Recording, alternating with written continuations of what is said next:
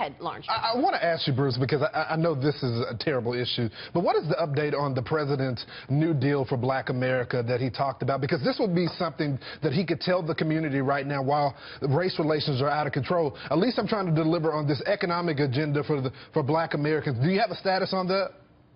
The New Deal for Black America, I can tell you this, is for all Americans, sir. The New Deal for Black America is lowering the regulations to create more jobs. The New Deal for Black America, which I'm so optimistic when we come after Labor Day, and I've said this many times on many, many shows, and the President said this, I knew the Affordable Health Care Act, which is a debacle, we all know that, but I always said the real battle will be when the tax breaks come. But, Bruce, what are the specifics in the community? Because that's one thing that the president could use right now, is actual ties in the community with small business leaders, black businesses that are in the community, that he could go back and say, you know what, this race relations thing may be a problem, but I'm trying to bring the community, bring jobs back to the community with this economic agenda. Case in point. What specifics do you have?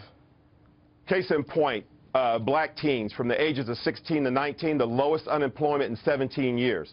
Sir, you have to realize that consumer confidence in itself is at its all-time high. The numbers speak for themselves. The Dow, the NASDAQ, we all know the numbers. The numbers are because of consumer confidence, which affects all Americans, all races, no matter who you are, whatever. So respectfully, and not to mention not getting into the weeds of where Betsy DeVos comes out as it relates to school choices that affects inner cities, a president that sits on Inauguration Day and speaks profoundly, directly to a lot of inner cities where no president in any inauguration has said that enough is enough in certain cities, but that Bruce, he's going to bring jobs and economic development. The way the president has spoken since Saturday and Tuesday, he has made it all but impossible for almost any business leader to stand next to him, whether it's a small black business owner or the leader of a major American corporation. As somebody who grew up in the rural South and lived through desegregation and the integration of the schools and trying to be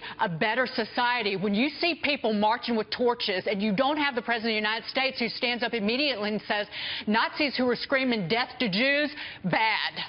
And they killed, a woman in Charlottesville. A white supremacist killed a woman in Charlottesville. That's where we are in this country. How do you have a business leader who stands next to this president until something changes in his rhetoric?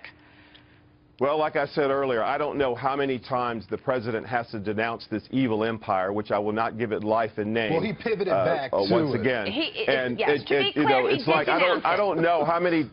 I don't know how many times he's going to have to say it to make people feel better. But at the end of the day, he has addressed it. He has put it in. He's put the issue on the table and has spoke about it. And we have moved on. It's that we keep breathing life into this. People haven't moved on, Bruce. That's why maybe he has to say it 5, 10, 15 times. Yeah, look, he definitely did denounce it. I agree with you. He denounced it on Tuesday. Right. The problem is he brought other commentary into that press conference, which muddied the waters. And because there's such sensitivity to it, maybe, I mean, who's advising him? Is he getting the right advice when he goes out to a podium after these sickos went and had this chanting in Charlottesville, and it was so obvious that it was so bad, and a woman's life was taken? Maybe he just should have come out to the podium and said, a woman's life was taken. We are all in mourning. The country needs healing. I will be back with more information. For now, we must come together. I mean, just quick, short, no ad-libbing, just help the country come together.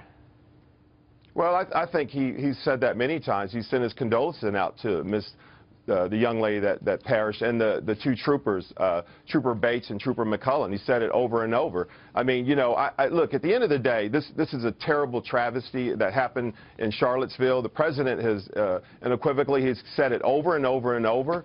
And Maria, I don't know how many times that the president needs to keep saying, but I will tell you this, okay, and I'm very serious about this because I know a lot about this from my family, what we went through. We have to stop giving that evil entity life. Yes. We addressed it. But another thing, too, on race reconciliation, which I know a lot about being a biracial child, I understand what race reconciliation means. It means it's for the people. We look around our groups. Are we segregated in our churches? Are we segregated in our communities? Are we segregated in our civic groups? We as a people have to reconcile. We can't look for the government or any government in terms of governor, state house to put policy on a man and woman's heart.